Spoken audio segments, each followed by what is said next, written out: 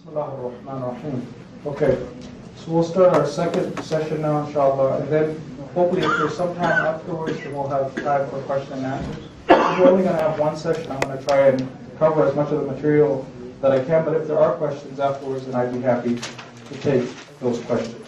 So I mentioned that these things that I'm mentioning are basic emotional needs for our spouse. Just because they're not important to us or we don't feel the emotional need doesn't mean we should trivialize these things and say, well, this is not important to me as a man or a woman, and it must not be important to the other person, or vice versa. Okay, so now one of those basic needs of a man. Actually, men do need their wives to take care of them at home and have the home in order, or domestic support. That when you come home, the house is in order, the wife's looking good, kids are under control, everybody comes to meet them, the smell of good food waiting at the door. These are all, like a male dream. You come home, have this. So, let me just quote you a hadith now. There was a man who started to describe his wife to the Prophet of Allah. He said that I have a wife who, when I come home, she meets me at the door. Not just, when I leave the house, she actually walks me to the door. Some wives will do that. They'll walk their husband to the door, even though they've been married for 20 years, give him a kiss on the cheek, expect you to do well at work, whatever, let him go. Not just, so when I come to the house, she meets me at the door. When I leave the house, she walks me to the door. If she sees me worried, she says, why are you worried? She says, if you're worried about your rizq, your money, provision, then someone other than you is taking care of that. There's some people who distract one another from Allah.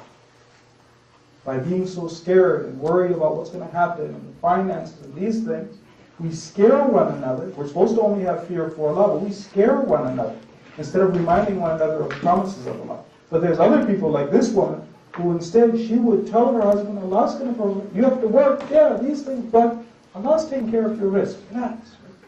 She would calm her husband down. So that if you're worried about your hereafter, may Allah increase you in worry. Trying to help her husband out spiritually, that if the reason you're worried is for violating Allah's law, not doing your responsibility, that's something we should all be worried about. May Allah increase you in worry. When the Prophet of Allah heard this description, he said that tell her that she has the good tidings of paradise. And that every day she's getting the reward of 70 shaheed. One of these things that we consider small. Hazrat Fatima sallallahu alayha used to work in the house. You know that she and the middle mu'mineen went to the Prophet and they asked, how should we divide up work amongst ourselves? It's slightly different than the West, but this is what the Ahlul Bayt say, if we want to follow their way. He said, what's outside the door is for Ali, what's inside the door is for you. And Hazrat Fatima was so happy with this division of labor. So the housework, let's say that yes, even though we know that it's not wajib, it's not obligatory, it's not something I have to do, it is something which has great reward and is the seerah of the daughter of the Prophet of Allah. So we advise Muslim sisters that yes, you do the housework in the house. Let's not change the roles. A stay-at-home dad, work all day mom. Let's follow the natural order. So inside the house is the woman's responsibility. It's not wajib, and there's a reason why it's not wajib. This thing I want the brothers to listen to carefully. If you're someone, remember we talked before about the idea of listing everything that my spouse does right, and the reasons I should love my spouse. One of the things that you can do, if you want to be successful in your marriage, is to remember that it's not obligatory for your wife to cook or clean or iron your clothes or cook your food or laundry or anything. So then every day you realize your wife is showing you love by doing these things. It's not her job, her responsibility in that way that you take her for granted. What happens is that after marriage, people take their spouses for granted. They don't think about the good that you're doing, what it will be like. No, this is what your job is. Whereas a smart person, a believer, would say that, okay, well, look, none of these things, my wife every day is showing me love by going above and beyond what she has to do. So I would say that it is the instructions, right? She does it out of love, not doing it because of things, and they have great reward for doing these things. Picking up even the small things, even if she gives her husband a drink of water, if she moves anything inside her house, I think the hadith is something like this, that Allah, if she moves something inside her house to straighten up her house, Allah will look at her with a look of mercy. Whoever He looks at, that He will not punish. Like heavy reward for this. In addition to it being the seerah of the daughter of the Prophet of Allah. So a lot of reward for it. The other thing I would mention is that helping out in the house for our brothers is something that the Prophet did. He would help out in the chores in the house. Say Imam Ali used to sweep, he would bring in water. The Prophet of Allah would help out in the chores of his wife. Imam Khomeini was like this. He was like this because he took these hadith of the Prophet of Allah really seriously. His wife said that if he saw me with a broom in my hand or trying to do some work, he would try and do it. I had to wait till Imam Khomeini would leave the house to get to do the housework. Because if he saw, he would try and help out. He really, he's Imam Khomeini. I'm not saying be like Imam Khomeini, but helping out in the house, realizing that she doesn't have to do these things, helping out if we can, even if it's something small. And for our sisters, there's a trick, or not a trick, the brothers are right here, but something to keep in mind. What happens a lot in some households is that the husband will help out in the house, he'll do the dishes one night, he'll do something, but the wife normally feels he should be doing more. So instead of appreciating what he just did, you need to take out the garbage too. Instead of appreciating. Whereas if she would show love to him, you're my hero. Thank you. Really? Thank you. A big hug and a kiss, man. That guy would straighten up his shoulders. Really wanted to, seriously, the sisters might laugh. They're like, men are simple. I'm telling you, if you show physical rewards and happiness, appreciation, your husband, he wants to please you and make you happy. That's what gives him motivation for life. It is, maybe sisters don't know this, right? When you come home and your wife is happy, when you feel like, we have the hadith, right? The person who struggles to provide for his family is like a mujahid fi sabilillah. Okay? Now when the husband comes home and he's able to do those things, he feels like a champion. If he's appreciated, he's doing it for the sake of Allah, inshallah. When you appreciate it, man, takes it to a whole nother level. So we want to make sure that we do that. This is another one that I'm going to mention is a little bit touchy, but inshallah everybody will bear with me here. In the West, we have the idea of women working. And sometimes what happens is, because Islam doesn't forbid it, men expect their wives to bring home their share of the money. You bring home your 40%. But statistics have shown that married women who feel obligated to work, I have to bring home my 60%. Sometimes they resent it, it causes problems in their life. People might think this is old-fashioned, but women, when they get married, they want to be taken care of. What I advise couples to do, because it's the right of the wife to be provided for. It's her right. If it's her right, and if it's obligatory on us, that means we can do it. Sometimes, no, I can't do it unless we have 2 salaries. If Allah made it obligatory, you can do it. So what I encourage brothers to do is, if she wants to work, if you allow her to work, she needs your permission even to leave the house. Right?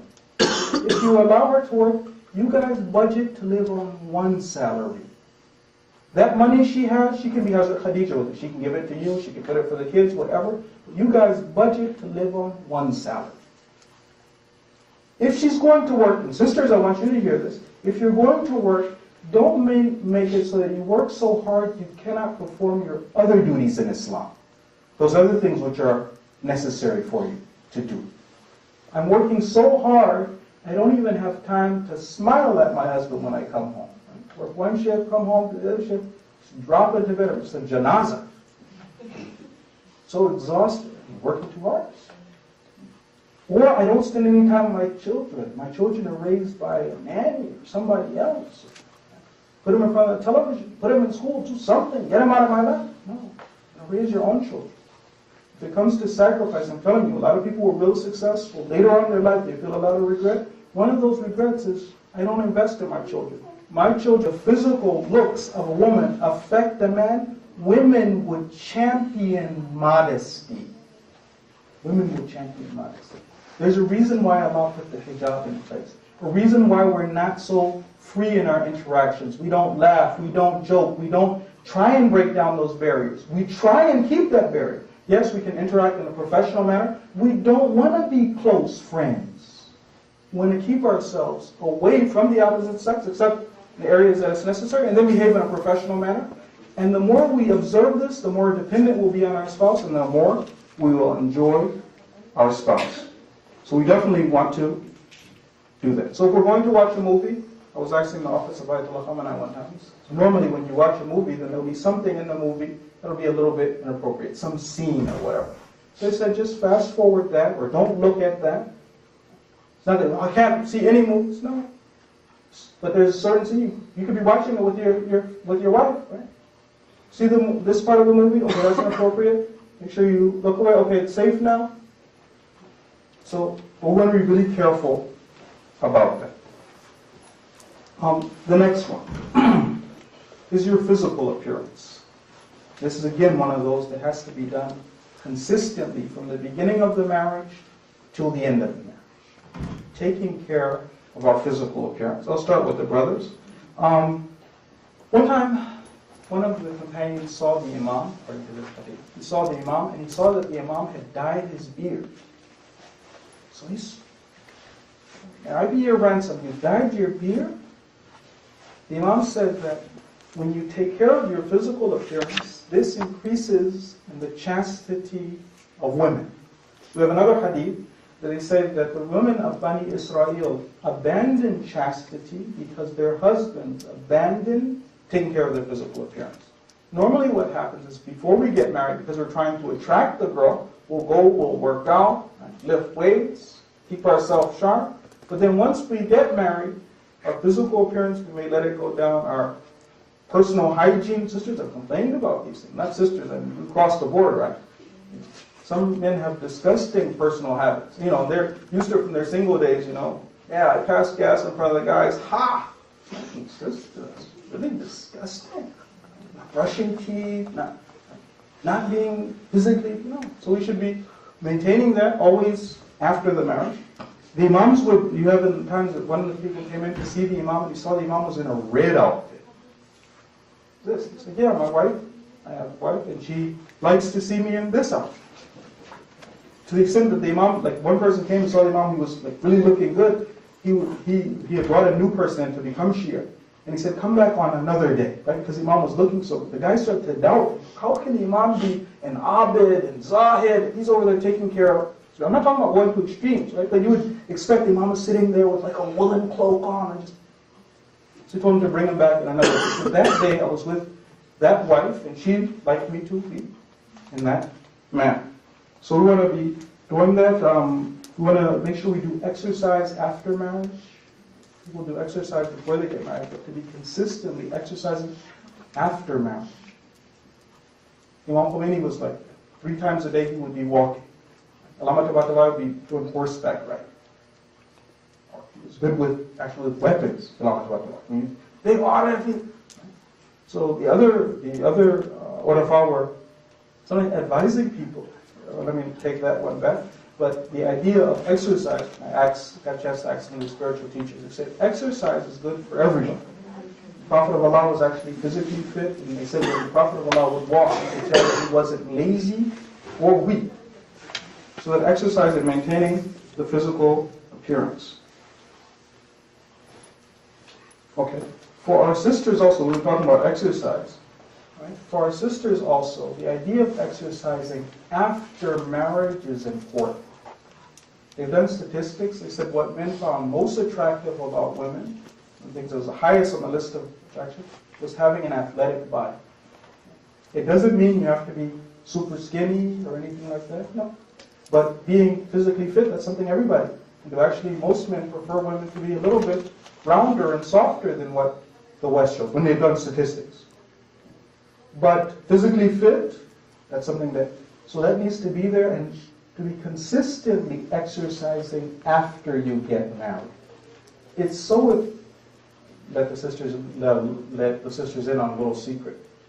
Men are so happy if they hear after you get married that you want to exercise, and oh wow, I'll take out my credit cards. Oh, you're going to a gym? Can I pay for? I've watched the kids a little. It's such a huge thing. If you will exercise, tell her, I'm going to exercise. I want to make sure I stay fit. I look good for you. Man. So sisters, letting go of your appearance, it was important to exercise before. Now, anybody, everybody should be exercising. We need that.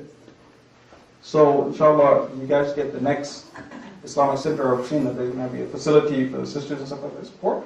That was a facility for the sisters to exercise without compromising their values. Since we're talking about physical appearance now, let me talk a little bit about how important it is for a woman to maintain her physical appearance after marriage. The first thing that I would say about before I get to physical appearance is about being beautiful on the inside. Having taqwa and akhlaq. Beautiful on the inside. Being womanly. There are some hadith which explain, verses of Quran, this is Surah 33 and verse 32, that is talking to the wives of the Prophet. Okay? And it says, O wives of the Prophet, you are not like other women. If you are wary of Allah, if you have taqwa of Allah, and you fear God, then don't be soft in your speech, lest he in whose heart is sickness lust after you, and speak honorable words.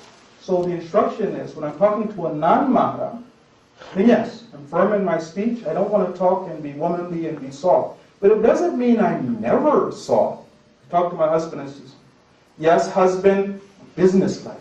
No, there's some women who practically purr when they talk. And when a man hears it, so being soft, being womanly, right? Some women, they know how to do this. All women know how, but they're just so abrupt inside their personal lives. They kind of like, they talk to their husband like he's a small boy. Talk down to him, nag him, tell him how it is. Instead of being womanly and soft and sweet and using those nice words. So all of those things are part of being beautiful. Being soft and sweet, using those nice words. Flirt with your husband. Right? Those are things like. So that's one part. That's being beautiful on the outside with the akhlaq. That's the akhlaq, and then the taqwa of Allah, fear of God. But the other thing is taking care of the actual physical appearance. Now this one again, because remember I said these points, they're backed up by statistics. The male brain is different to the female brain. Most men are visually oriented. What a woman does or doesn't do with her physical appearance affects how the man feels about her. What goes on in some men, because women don't take it as seriously because they don't think of their husband, they want their husband to be looking good and stuff like that, but they don't, it's not as serious. For men, this is like a basic emotional need. If this isn't going to happen, God knows what happened. This is what happens to the men. The men say that if their wife doesn't take care of her appearance, they're emotionally bothered. 7 out of 10 men are emotionally bothered. They say, if my wife cared about me, she would take care of her physical appearance. If she loved me, it would be important. She's not doing it must because she doesn't care about me. Normally when I go for consultation, one of the first things that I tell a sister is take care of your physical appearance. Oh, you're doing that? Okay, more of that. Go all out, dress up, look good. Right? So what happens is sometimes women, after they get married, then I can relax, right? I go home and I put on my house clothes. I always look like mom. Right? Husband comes home, oh great, mom's here. And you know what everybody, you know how the women dress outside. It's co-workers supposed to be looking down, avoid, right? So everybody outside, televisions, billboards, you know how much she has an emotional need to see an attractive woman? I come home and my wife doesn't even shave her legs. She's got a mustache. Some women don't even bother to comb their hair. This is Muslims, non-Muslims, sweaty sweatpants, t-shirts. How are those something girlish, No. Right? So this is a problem, Women should always be, from the beginning of their marriage till the end of their marriage, always looking good. Every every time their husband sees them. Remember I said consistency? Every time your husband sees them. Let me quote some of the hadith. The best of your women is, there's many traits, al-mutabarrija ma'a ahliha. The woman who dresses up when her husband is there. This is one of the hadith here. It says that, and she is chaste when her husband is away. Another one of the hadith here, it says that it is her duty to wear her best perfume, best clothing, best jewelry, and present herself to her husband morning and evening. Now the funny thing about this is that women have a deep emotional need to be appreciated and to know that they're beautiful. That also is there, and that's why I always give brothers instructions that, brothers, give compliments. If your wife makes a little effort to dress up and look good, don't tell your wife you look fine unless you're going to say fine. Let her know. As soon as she comes in, let her know. You show her your eyes. Yeah, mashallah, wow. So the thing is that this physical dressing up is so important. This is in the hadith now. It can even save a marriage that's about to fall apart. Remember I said that it was supposed to be done in morning and evening? So every day I am dynamite when my husband comes home. Dynamite. Okay? It's so important, it can even, if a woman has abandoned this principle of the apple tree, it can save a broken marriage. Let me read you the hadith. We have hadith from Imam Bukhari and Imam Salih. That if a woman is,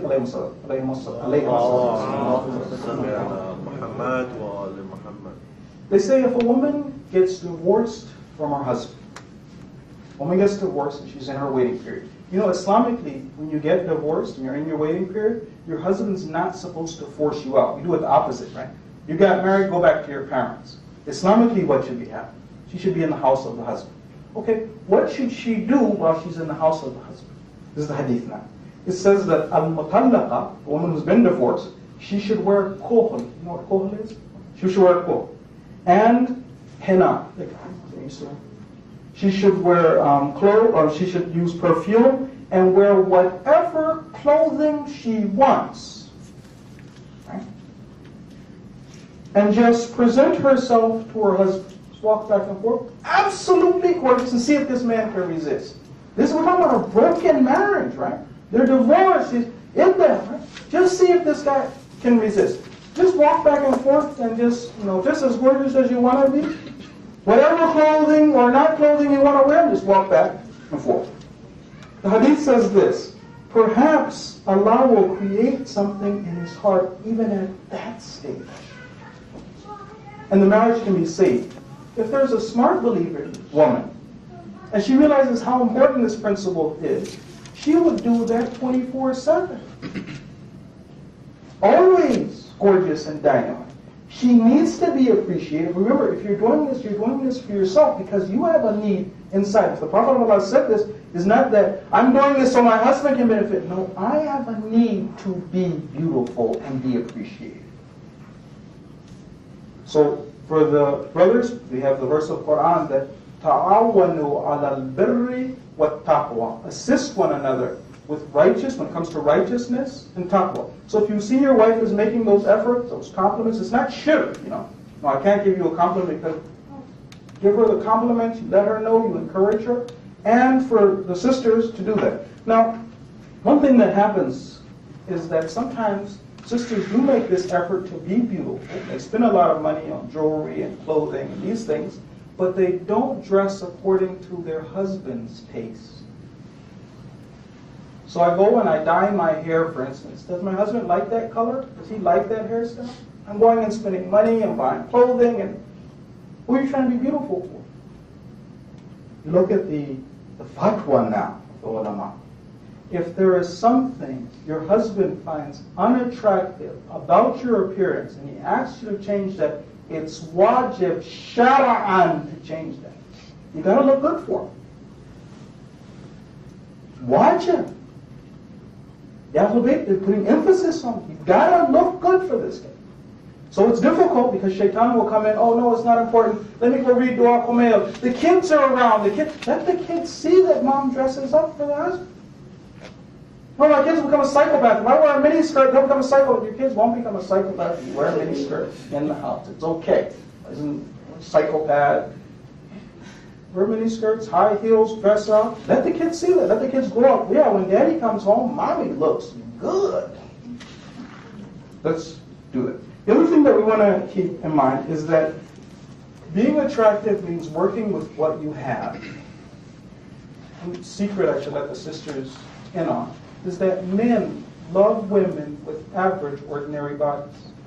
We don't have, no, if I don't look, sometimes you look at the movie star, I don't look like that, so a lot of women, for brothers, be careful with your daughters, right? Your daughters may have deep insecurity about how they look because I don't fit in with that role model. How they say I should look. Especially some of us from the Middle East, white people, right? They're attractive. I'm not. So you find a lot of insecurity. But the good news is that men like women with attractive bodies, with average bodies, if you make effort, Allah's going to help you. You're making that effort for the sake of Allah to be dressed up, to look good. You're exercising, you do that. See if Allah doesn't assist you. You make that effort, see if Allah doesn't assist you, if you're not able to turn your marriage around. So we'll keep that in mind and make sure that we find that important. Another thing that's important is the intimate relationship in the marriage. This is, again, one of those issues that normally, across the board, Muslim, non-Muslim, is ignored after marriage. Amongst some Christians, they actually think that the intimate relationship is a bad thing. Jesus Christ was never like that. That's not the Islamic perspective. I told you this verse of Quran. This is Surah 23, and it's verses 5 and 6. وَالَّذِينَ هُمْ لِفُرُوجِهِمْ حَافِظُونَ إِلَّا عَلَىٰ أَزْوَاجِهِمْ أَوْ مَا مَلَكَتْ أَيْمَانُهُمْ فَإِنَّهُمْ غَيْرُ مَلُومِينَ. Those who protect their private parts, except on their spouses or that which their right hands possess, for surely they are not to be blamed. Feeling guilty about that. That's animal. That's bad. We shouldn't. That's not the Islamic concept. Let me read some hadith about this issue. There was a famous hadith that we've all heard of where three men come and they complain to the Prophet of Allah that my husband is not eating meat, my husband is not having intimate relationships with me, my husband is not using perfume. They say the Prophet was so upset, he came out dragging his cloak, went to the member, what's wrong with these people? I do these things. Whoever turns away from my sunnah is not from me. So that's one that we know about. So it's mustahab whenever the wife wants it. You have a hadith that this is sadaqah, your sins are forgiven. If you have an intimate relationship, your sins are forgiven. Other hadiths that it's the greatest physical pleasure. So now, some of the things that we should keep in mind, and these are for our sisters to keep in mind, and after that we'll get to our brothers. First of all, responding to our husband's needs and demands is wajib shara'an. If I'm not doing that, I'm not a good Muslim. I'm committing sin. This is from Fatwa of Imam Khomeini now, and Ayatul Khamenei. Ayatul Sistani is similar. We can look up Ayatul Sistani.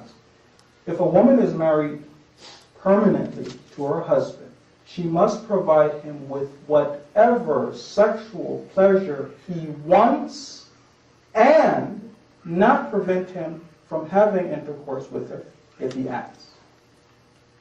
That's the fatwa. Wajib. And it's difficult for women. Normally after marriage, sex goes down.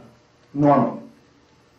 So, now, what happens is that men's minds and women's minds are different. Normally, women feel loving, they need to feel loved in order to desire sex. Men feel loving after that. So wife might not want to respond. Why? Because I don't, but if you want to be successful in marriage, you get more by giving than you do by hoarding. Do what your responsibility is, and that'll be a lot better. This helps struggling relationships, though. So number one, never refuse. Refusing the husband, when they've done studies with men, it's like telling the man you don't love him. The man's asking his wife, do you love me? And what would it be like if the wife was to tell him that, or the wife asks her husband, do you love me? And he's like, she's like, Thursday, inshallah. He wouldn't like that. She wouldn't like it. The men, they feel rejected, not that you're rejecting sex, but they're rejecting them. So it really hurts if a wife refuses. So the hadith says that even if you're on the back of a camel, don't refuse. The next one is never delay. There's someone, okay, but I'll do this, I'll do that, I'll do the other. Right? We have hadith now. That a woman came to the Prophet of Allah, and then she was talking about some particular issue. He said, maybe you're one of the musawwifan. She said, what are the musawwifan? He said, it's the woman who her husband calls her, he wants her, and she will go over and start delaying, maybe making salah, do this and the other, delay, right? No, respond immediately. Your husband wants you, come to your husband immediately. The other thing is that your husband wants to be wanted in the bedroom. Not that you just lie back and do whatever you want. No, he wants to be wanted. 86% of men said if the wife behaved in that manner, they would feel disgusted. They want to be wanted by their wives. The hadith is this: the best of your women are the women who are chaste and lusty. That's the Islamic perspective. Not that, this is disgusting, this is animal, no. Be actively involved with this. So behaving girlishly outside of the bedroom is also important. There's a hadith that says that it's not allowed for a woman to go to sleep unless she has removed her clothing, come under her husband's wet blanket, and then pressed herself to her husband. If she does that and he doesn't want anything, then she's done her duty. To that extent. So now, for sisters, remember I mentioned the idea of dressing according to his taste. For the brothers, going shopping with your wives. So you pick out the clothes that you want them to have. And the hadith says this: the best of your women are the women who, when they're alone with their husband, they cast off the armor of shyness. And then once they put their clothing back on, they put that armor back on again. So that's the Islamic perspective. Now, brothers can help out in this also, both with the physical appearance thing and also in the intimate relationship. One of them is that for the physical appearance, right? A lot of times the reason that women don't feel like dressing up and taking care of that basic emotional need is because of how exhausted they are. So if the husband can help out with the homework, putting the kids to bed, letting the wife have a chance to relax, shower. But some of the scholars suggested, these orafat, they said that give your wife one day in the week when she's not your wife or the kid's mother. A little time during the week she can just go out and be a girl. A little time to just relax. When we come home, remember the seerah of Amir al-Mu'mineen about actually helping out inside the house, or put the kids to bed, help out. Allow the wife a little time to relax and dress up and feel like a woman again. She's been harried all day, dealing with really small children. Realizing that this is a need for them, right? Then the compliments and those things. So I had some other hadith about that, but I'll leave it. For the women, again, this is back to the intimate relationship and then what the brother is supposed to do. So what we're talking about for the women is sexual surrender to their husbands, whatever their husbands want. Verse of Quran is Surah 2, and it's verse number 223. To learn how to be better at it, instead of just being relaxing with their thing, no. And if your husband, sometimes happens, the husband wants this a lot, if the sisters find that, then initiate sometimes. Regular intervals, you'll find that the relationship will become balanced. For the brothers, then the instructions of the Ahlul Bayt, again on this issue, one is not rushing the sister. We already talked about being kind and loving, because until she feels loved and kind, that you've been kind to her, then she's not going to really feel in the mood for that. So being kind, we talk about being consistently like that, complimenting, loving, what we call non-sexual touching and hugging. I'll give you an example. What happens is that sometimes men come home, they would like to be intimate with their wives, and because for a man you go from 1 to 60 very quickly, you come over You want to hold her hand, grope her, and Bismillah. And that doesn't work for the sister. The sister, she needs to feel loved. So part of that is you being loving and caring. The other part is touching, but not you want something. Just came to hold your hand, give you a hug, talk to you. So I'll give you the hadith now. The hadith is this, that if a man comes and holds his wife's hand, her hand, then he gets 10 good deeds and 10 sins erased. If he really wants to be a soldier of the Imam, he gives her a peck on the cheek, 100 good deeds and 100 sins are erased. So that non-sexual touching, making the wife feel loved inside the house, all of those things are important. And then after that, the issue of foreplay and taking time, not rushing. We have in the hadith that not being like the bird. A lot of hadith, women have needs. Take your time with them. Don't rush with them. So all of those are important. Now there's another issue which is different to the West. Different to the common culture, but this one is also very important. It's the idea of ghayrat, or jealousy. Not jealousy as in suspicion, I think you're doing something bad, but protective jealousy, ghayrat. Men are supposed to have this. In the West, men don't have ghayrat. They're taught not to. They're taught that somebody wants to come and shake your wife's hand, somebody wants to come over and speak to her, whatever. It doesn't matter. If you're a liberated man and a good man, then this shouldn't bother you. Whereas the Islamic perspective is quite the opposite. I'm not talking about being suspicious though, and my wife is up to no good. I'm not talking about that. But that protective jealousy, I'm looking out to defend my wife, not to put her into difficulties, that's there. Let me read you the hadith. A group of people came to assassinate the Prophet of Allah. It's 3 people, team of hitmen, and they were captured. When they were captured, several of them were executed, and one of them was let go. The one who was let go asked the Prophet of Allah, he said, "Why did you let me go?" He says that surely in you are 5 traits which Allah likes and I like. He says one of them is al-ghayratu shadida ala haramek.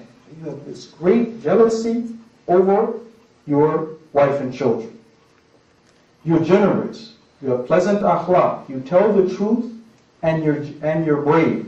When the man heard this, he became a Muslim, was excellent in his Islam, and was finally martyred.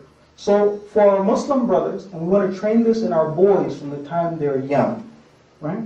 That we want to let our wives know, I would die for you. Yes, I am jealous over you. I know how beautiful you are.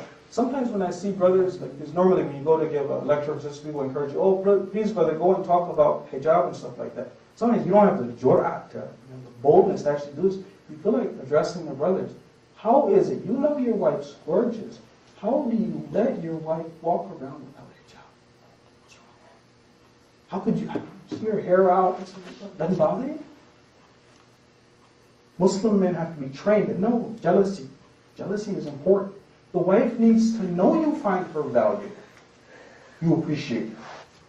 So the hadith says that ghayrat is from iman when it comes to men. Ibrahim, my father, was ghayyur, and I am more jealous than he is. Now, the other thing though, the flip side of this, is that women aren't supposed to have ghayrat. And in the West, women are encouraged to have ghayrat over their husbands. The hadiths say that ghayrat for a woman is kufr. Ghayrat for a woman is kufr. Now I'm not encouraging people, and the scholars don't encourage men to do anything which upsets the jealousy of their wives. There's some men who make the mistake of joking, oh yeah, I'm going to go out, I'm going to make a muta, I'm going to get married again, I'm going to do this. And they make life hell for themselves and their wife. Instead of the wife feeling secure in the marriage, she's worried. Because women, this is a tough issue for them. So I don't encourage them, and scholars don't. They say you're making a mistake. Even if I'm not going to get married, but you have to admit, and you have to say that if I want to get married again, I can. Say it. Men go over it. It's just a sickness, right? The guy comes over and he's just trying to get the wife, say that I can. You're not going to do it. You're old, 50 years old, what are you talking about? No, say I. So I don't encourage that. To tease your wife about it, Ayatul Khamna says, don't do anything, men or women, that would get your spouse, make your spouse jealous by the way you're behaving. Neither one of them are supposed to do that. But at the same time, is the wife supposed to be jealous over her husband? Checking out, I'll make sure you come home at time. Who are you talking to? Remember we talked the idea of men being men? Feel strong, feel good? This is what Allah Ta'ala says. He says, because a man can marry again, this puts his heart at ease. If you rob them, no, I'm going to make a contract, you will never. No, you're robbing him of that little ease. He knows he can't do it, he can't afford it, the worst he'll never do. He just do it like a man. Throw his shoulders back. Yeah, I could if Allah gave me the opportunity. Don't fight that. Don't kill that. You're not a man. No, men, you don't know what that does. Just the idea that you can marry again for a man makes it, that's right, I'm a man, that's right. Yeah.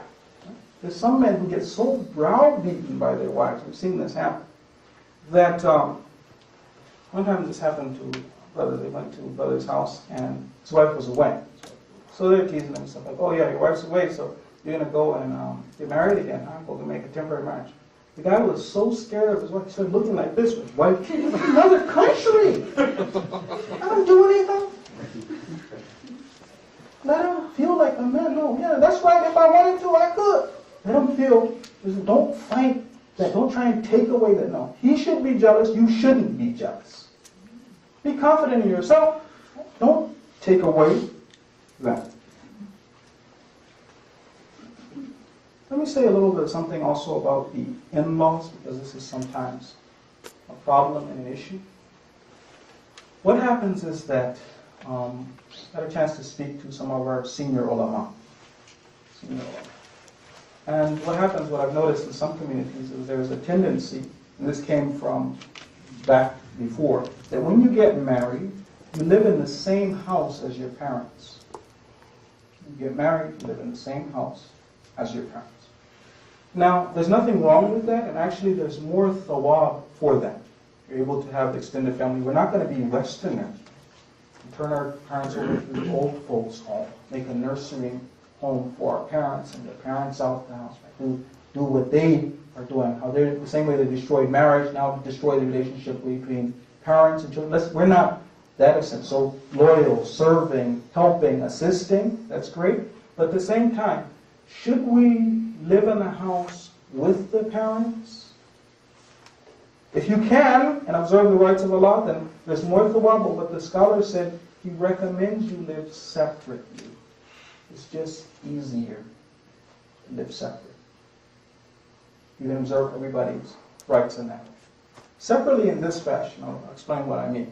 What happens is that your wife has a need to dress up and look good. Dress up and look good. If she's in the house with your dad, it's going to be a little bit difficult for her to dress up, which is a basic emotional need you had and she had. Sometimes in some cultures, the concept is that the girl becomes a daughter for the mother-in-law. They normally make a lot of jokes, men make a lot of jokes about their mother-in-law, but normally in the relationship, that's not much of a problem. Normally, the problem happens sometimes is between the girl and the mother-in-law. What happens is that, this is for instructions for all of us. Nobody has the right to weaken the relationship between these two. Everybody's supposed to be protecting. What Ayatollah Khamenei said is, don't make the hearts of these two young people bad with one another. Yeah, your wife, she doesn't do this, she doesn't cook like this, she's like, shaitan. So, if we're going to live together, then we have to make sure to observe everybody's rights, which means I need to make a space or provide a way for my wife to go over and take care of her needs, which I also have need for. If we're going to live separately, it doesn't mean not being loyal to the parents, visiting the parents, coming and talking to the parents, but it's a little bit easier for you to observe everybody's rights. If you have, let's say, if you have brothers, for instance, you have brothers, then the wife is not mahram to those brothers. She has to observe hijab with those brothers. So what happens sometimes is you have a situation where the girl is wearing hijab 24/7. It can happen, it can make, but to give your marriage a chance of success, playing for the, okay, we'll get a little apartment or whatever, but in a little room, for this person to be able to express themselves and take care of themselves. So, if there is a dispute between the parents, you have to observe everybody's rights, which means you observe the rights of your parents and your thing. According to Ayatollah Khamenei, it's not wajib to obey your parents. Sometimes what happens in some cultures, the custom is that I, as your parents, I am second to God. Whatever I say has to be done. And I'm still trying to exercise this after you've gotten married. The advice from ulama is that don't think after you get married, I have to, any decision that I make in the house, I've got to go ask mom or dad. You and the husband make a decision. Oh, what color should the curtains be? Let me call up my sister, call up my mom. My mom has to, you and your husband or your wife. So everybody in this family has a responsibility of trying to protect the family, and nobody should be trying to weaken that relationship. Okay. There's one last thing. I just want to talk a little bit about some of the values that it's good for us to have in order to have a successful marriage. We talked before, up until now, about skills. Even though these were based on taqwa and deed, these are skills that we have to be observing on a continual basis, consistently, in order to have a successful marriage. Let's talk just briefly, because time is up, just briefly about some of the values that can keep a marriage going. One of them is this: being pleased with Allah's decision. What we're taught in the hadith is that before you get married, do research, check, this, that, and the other. But after you get married, try to stay together. I said the reason for marrying in the beginning of the lecture was to try and take one another to paradise. Why did we marry? To take one another to paradise. When Amir al-Mu'mineen was asked to describe Hazrat Fatima, he said that ni'mal aun ala ta'atillah, an excellent helper when it comes to the obedience of Allah. When we're consistently observing those rights of the other spouse, that allows that person to advance spiritually, to go on, because they're not distracted by these needs which Allah has placed in them. So let's marry for that, and let's be pleased with Allah's decision once we've gotten married. Instead of saying, what if? The Prophet of Allah would never say, what if? After it's happened, be happy. This is your lot in life. Try and make it happen. The other thing is gratitude. Really appreciating the person for all that they do. Normally people don't do this. They don't appreciate. They take the other spouse for granted. Another thing which is there, which is slightly difficult to do, but it's important, is the idea of independence. What I mean by that is that there's some people, when you go into a marriage, I expect to be served. I expect to be served. So I'm a husband, I come home, and I expect that, my child should be brought to me. I come down, I sit down, where's the child? Turn on the remote, I want to be served.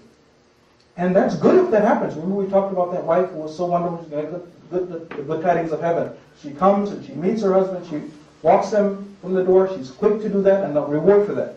So remember, now, from when we look at our spouse, we want to do everything that we should be doing, but now how do I look at, or what do I expect from my spouse myself? It's wonderful if they do that. I'm not discouraging brothers or sisters from serving their spouse. That's great if you're going to do that. We have hadith both for the men and the women who do that. But should I expect to be served? Expect that my wife, let me give you an example now of Imam Khomeini. Imam Khomeini was somebody who wouldn't even ask his wife for anything. Sometimes he would get up, he'd be sitting there, even with his children, he would just get up and go and pour chai for himself.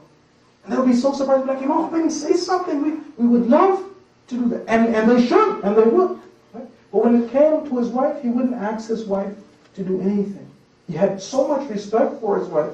They said that when it came time to dinner, he would sit on the table and he would wait until his wife came. Everybody else would start eating, he would just sit and he would wait until she came. If she was away, they couldn't get Imam Khomeini to stop frowning. When she was there, so much respect. Then they said, sometimes he would need to ask. So what happens is, sometimes when I ask, I say, can you get me some water? Get me some water, please. Right? A command. What would Imam Khomeini say? He'd be like, is there any water available? This is important from an akhlaqi point of view. Not ordering others around. So one is that I don't expect it. I try and take care of myself. And again, remember the idea of trying to marry somebody who has taqwa is important, because if they're the kind of person who's going to take advantage, it's going to be a little bit tough, right? But you internally, I expect, you've done wrong because you haven't brought chai for me. You didn't respect me, you didn't, right? Causes a lot of problems. But if I don't expect those things, I try to take care of what I can myself. If the other person does it, I really appreciate that. That kind of independence is what I'm talking about. But Imam Khomeini, let me mention one more point about Imam Khomeini also though. When Imam Khomeini would come and he would see that, for instance, his wife is bringing food and the mother is going and bringing it. The children are sitting. What? Your mother's bringing food? Go help her. Then your mom bring the assist? Help. So I'm not saying from that side, my kids hear this and they're like, yeah, mom, kick back. No. Bring the kids, serve dad, serve mom, right? But the expectations that I have for myself, I don't mean not giving chores and responsibilities, of course that's going to be there, but the idea of I'll sit back and everybody should be serving me, that's what I mean by independence. One last point now about lavish weddings. This is a problem in some communities.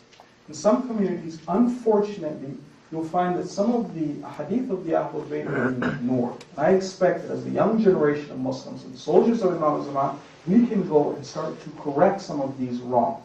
One of them is this.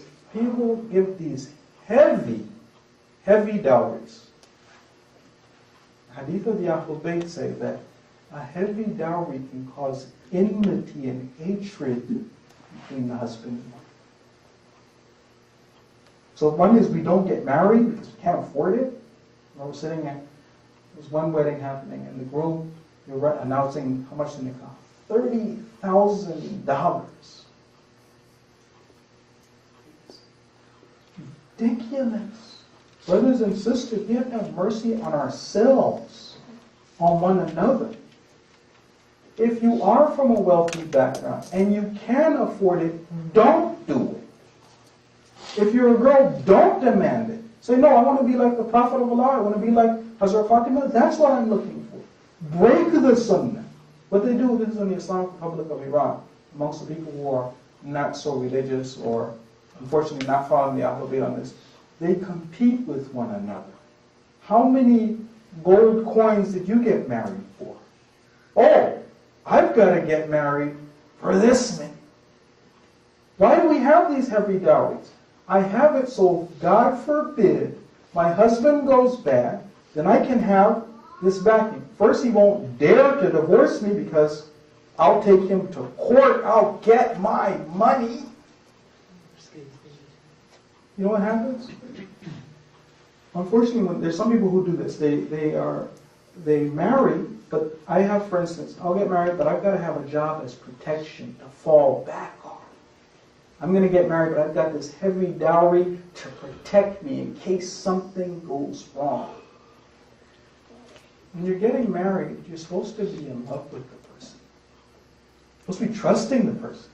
If you start your marriage based on the idea of fear and not trusting, this is a bad person. What kind of marriage is that? How can you feel happy in that? You're supposed to feel secure in marriage. Now it's true, there's a fear factor when you're getting married.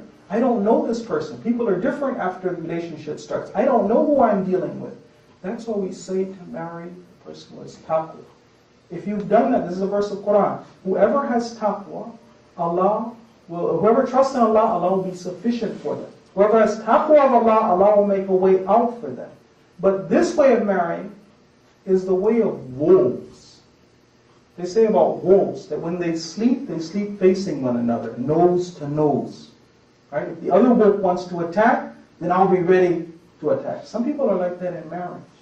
I've got this backup plan. The 45 is right under the middle. Instead of love, instead of trust, right? Whereas that's capable if we're going to do this thing based on love. So it's heavy dowries, that kind of stuff, just throw that out the window. That's not the way of the Ahlul Bayt. If we can afford it, don't do that. The other thing is lavish weddings. Even if you can afford it, the other people start trying to compete because you did it. Did you hear about X? His wedding, they went to this hotel, and when I do my wedding, I'm gonna... So the community suffers. People don't get married. It's a competition. Is there Allah involved in that in any way? Marriage gets delayed. I was talking to a young man, again, this is in the Islamic Republic of Iran. he said that for the wedding night, we have to go and rent out this one place and have food and invite 200, 300, 400 people.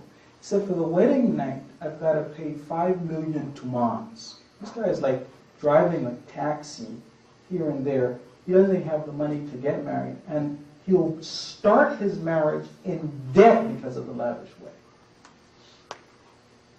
Some people are like, no, I've got to have it this way. My friends had it that way.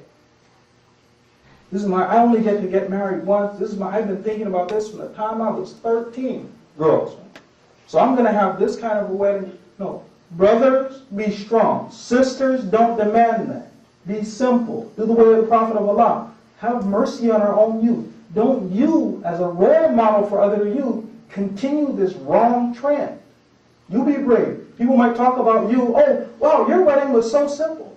Let that happen and let people start to feel brave to go back to the sunnah of the Prophet of Allah.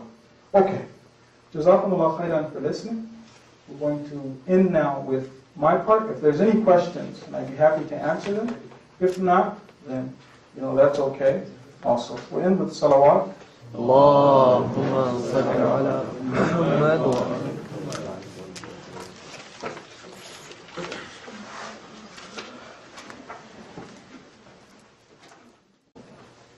There's some people who distract one another from Allah by being so scared and worried about what's going to happen and the finances and these things. We scare one another. We're supposed to only have fear for Allah, but we scare one another instead of reminding one another of the promises of Allah. But there's other people like this woman who instead she would tell her husband, Allah's going to provide. You have to work, yeah, these things, but Allah's taking care of your risk. Relax. She would calm her husband down. She said that if you're worried about your hereafter, may Allah increase you in worry. Trying to help her husband out spiritually, that if the reason you're worried is for violating Allah's law, not doing your responsibility, yeah, that's something we should all be worried about. May Allah increase you in worry. When the Prophet of Allah heard this description, he said that tell her that she has the good tidings of paradise, and that every day she's getting the reward of 70 shaheed. One of these things that we consider small. Hazrat Fatima sallallahu alayha used to work in the house, home and order, all the domestic support. That when you come home, the house is in order, the wife's looking good, kids are under control, everybody comes to meet them, the smell of good food waiting at the door. These are all, like a male dream. You come home, have this. So, let me just quote you a hadith now. There was a man who started to describe his wife to the Prophet of Allah. He said that I have a wife who, when I come home, she meets me at the door. Not just, when I leave the house, she actually walks me to the door. Some wives will do that. They'll walk their husband to the door, even though they've been married for 20 years, give him a kiss on the cheek, expect you to do well at work, whatever, let him go. Not just, so. When I come to the house, she meets me at the door. When I leave the house, she walks me to the door. If she sees me worried, she says, why are you worried? She says, if you're worried about your rizq, your money, provision, then someone other than you is taking care of that. The idea of listing everything that my spouse does right and the reasons I should love my spouse. One of the things that you can do, if you want to be successful in your marriage, is to remember that it's not obligatory for your wife to cook or clean or iron your clothes or cook your food or laundry or anything. So then every day you realize your wife is showing you love by doing these things. It's not her job, her responsibility in that way that you take her for granted. What happens is that after marriage, people take their spouses for granted. They don't think about the good that you're doing, what it will be like. No, this is what your job is. Whereas a smart person, a believer, would say that, okay, well, look, none of these things, my wife every day is showing me love by going above and beyond what she has to do. So I would say that it is the instructions, right? She does it out of love, not doing it because of things, and they have great reward for doing these things. Picking up even the small things, even if she gives her husband a drink of water, if she moves anything from there. You know that she and the middle mu'mineen went to the Prophet and they asked, how should we divide up work amongst ourselves? It's slightly different than the West, but this is what the Ahlul Bayt say, if we want to follow their way. He said, what's outside the door is for Ali, what's inside the door is for you. And Hazrat Fatima was so happy with this division of labor. So the housework, let's say that yes, even though we know that it's not wajib, it's not obligatory, it's not something I have to do, it is something which has great reward and is the seerah of the daughter of the Prophet of Allah. So we advise Muslim sisters that yes, you do the housework in the house. Let's not change the roles. A stay-at-home dad, work all day mom. Let's follow the natural order. So inside the house is the woman's responsibility. It's not wajib, and there's a reason why it's not wajib. This is something I want the brothers to listen to carefully. If you're someone, remember we talked before about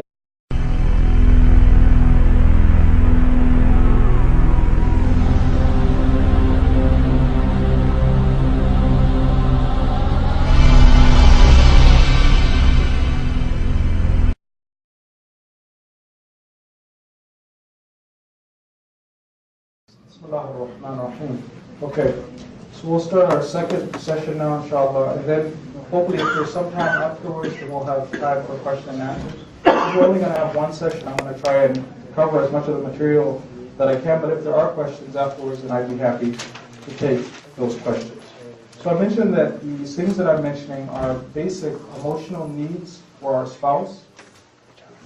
Just because they're not important to us or we don't feel the emotional need doesn't mean we should trivialize these things and say, well, this is not important to me as a man or a woman, and it must not be important to the other person, or vice versa. Okay, so now one of those basic needs of a man.